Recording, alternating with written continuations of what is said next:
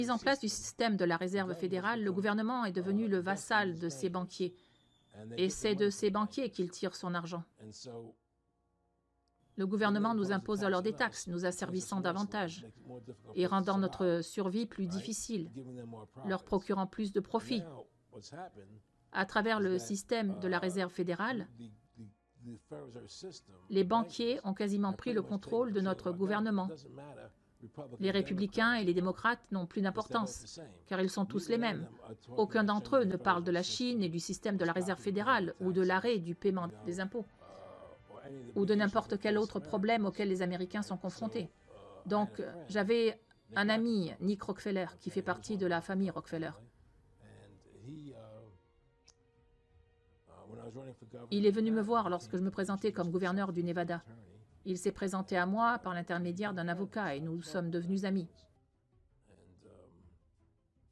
Nous avons commencé à parler de choses et d'autres. J'ai beaucoup appris de M. Rockefeller. L'une des choses dont nous parlions était le plan ultime du secteur bancaire, ce qu'il voulait accomplir et ses objectifs. Et pas seulement le système de la réserve fédérale, mais aussi les banques privées en Allemagne, en Angleterre, en Italie, dans le monde entier, qui travaillent toutes ensemble. Ce sont toutes des banques centrales et elles font toutes partie du manifeste communiste.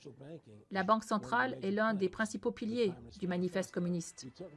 Nous avons parlé de l'Amérique comme d'un pays capitaliste, mais nous avons une banque centrale qui planifie tout pour nous et l'impôt progressif sur le revenu est un autre élément du manifeste communiste. Vous avez donc là deux éléments majeurs du manifeste communiste qui ont été introduits par le système de la réserve fédérale. Donc le but ultime que ces gens ont en tête est de créer un gouvernement mondial unique, dirigé par l'industrie bancaire, dirigé par les banquiers. Et ils le font par section. La monnaie européenne, l'euro et la Constitution européenne en est une partie. Maintenant, ils essaient de le faire en Amérique avec l'Union nord-américaine et ils veulent créer une nouvelle monnaie appelée l'Amero. Et tout le programme est de créer un gouvernement mondial unique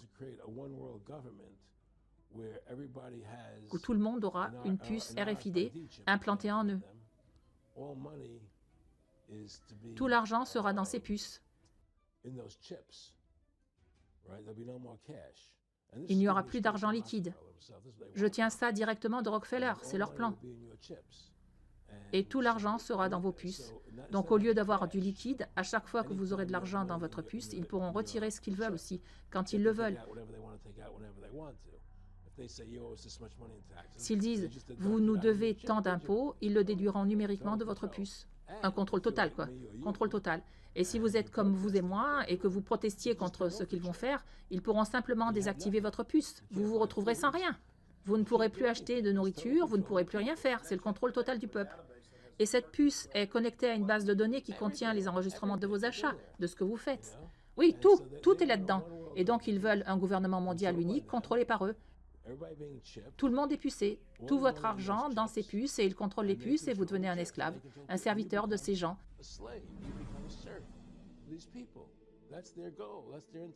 C'est leur but, c'est leurs intentions.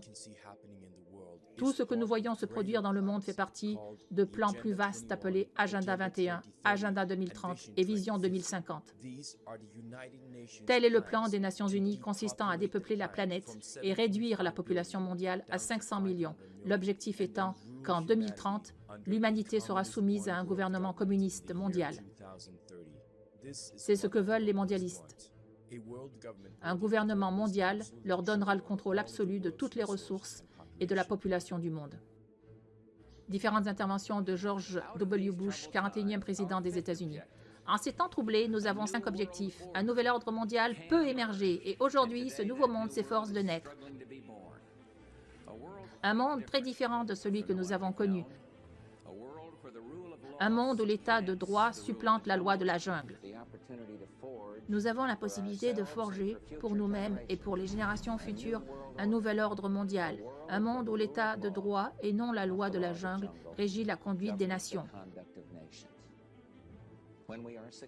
Si nous réussissons, et nous réussirons, nous aurons une chance réelle d'instaurer ce nouvel ordre mondial, un ordre dans lequel des Nations unies crédibles pourront utiliser leur rôle de maintien de la paix pour réaliser la promesse et la vision des fondateurs de l'ONU. Ce qui est en jeu, c'est plus qu'un petit pays, c'est une grande idée, un nouvel ordre mondial, où des nations diverses se rassemblent pour faire cause commune afin de réaliser les aspirations universelles de l'humanité. C'est pourquoi j'ai voulu vous parler aujourd'hui du nouveau monde qui prend forme autour de nous, des perspectives d'un nouvel ordre mondial, désormais à notre portée. Dans les semaines à venir, je vous parlerai en détail de la possibilité de voir émerger un nouvel ordre mondial après la guerre froide. Mais aujourd'hui, je veux aborder un autre aspect de cet ordre. Vous voyez, alors que la guerre froide touchait à sa fin, nous avons vu les possibilités d'un nouvel ordre dans lequel les nations travaillent ensemble.